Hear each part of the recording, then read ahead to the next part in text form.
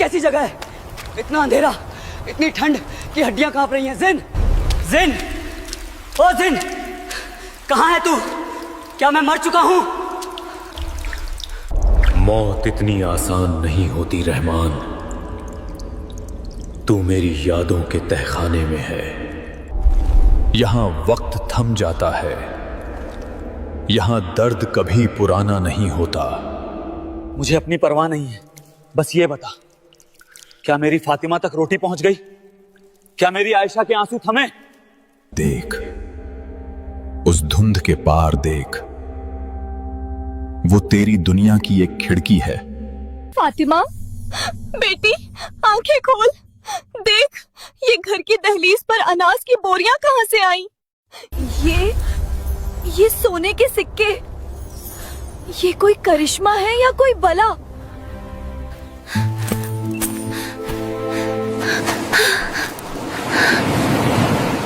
Mummy, खाना देखो, कितना सारा खाना है। लेकिन अब्बू कहाँ है? अब्बू देखो, खुदा ने हमारी सुन ली। आप कहाँ छिपे हो अब्बू? बाहर आओ ना। फातिमा, मैं यही हूँ बेटी। आयशा, मैं यहाँ फंस गया हूँ। खामोश, बेवकूफ इंसान। अगर तेरी एक भी आह उन तक पहुंची तो ये सारा सोना मिट्टी बन जाएगा और तेरी बेटी फिर से भूख की आग में जलने लगेगी। नहीं, नहीं, मैं चुप रहूंगा। मैं पत्थर बन जाऊंगा। बस उन्हें भूखा मत होने देना। इंसानी जज्बात भी कितने अजीब होते हैं। अपनी जान दे दी, अपनी पहचान खो दी और अब अपनी आवाज भी दबा रहा है।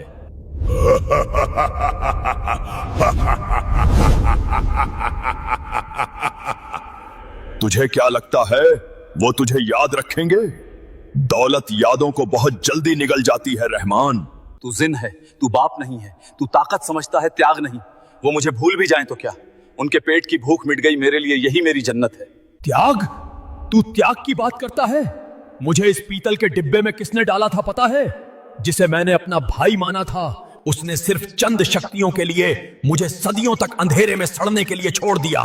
वफादारी सिर्फ कहानियों में होती है रहमान, असलियत में सिर्फ जरूरत होती है। तुझे तेरे अपने भाई ने कैद किया था? हाँ, उसने मुझे धोखा दिया और आज तू भी उसी रास्ते पर है। तू यहां सड़ जाएगा और तेरी बीवी किसी और के सहारे अपनी जिंदगी सजा लेगी। अगर मेरी मौत उनकी जिंदगी के काम आए तो मुझे गुमनामी भी मंजूर है। लेकिन तू मुझे ये सब क्यों दिखा रहा है? तू तो मुझे मारने वाला था ना?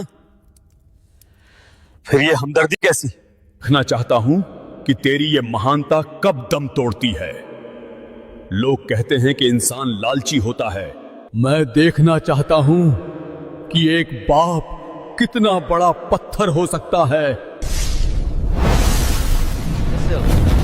50. देख रहमान, 6 महीने बीत गए। देख अपनी आयशा को, अब वो फटे हाल नहीं है।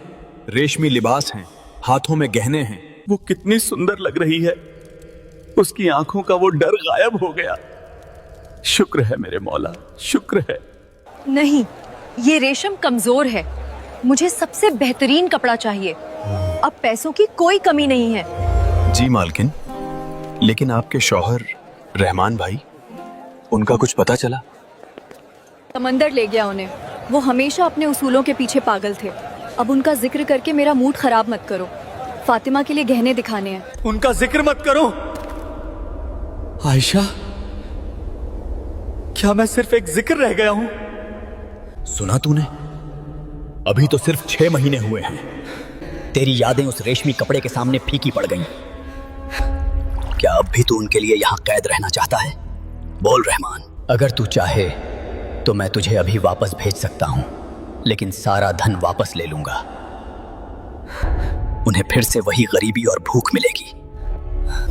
बोल, क्या तू वापस जाएगा? मैं हुआ रहमान? कलेजे में आग लग गई। जिस आयशा के लिए तूने अपनी जान दांव पर लगा दी, उसे अब तेरा नाम तक भारी लग रहा है। देख, वो देख, उसने तेरे पुराने जाल को कूड़े में फेंकवा दिया। बोल। चुप हो जा जिन, चुप हो जा।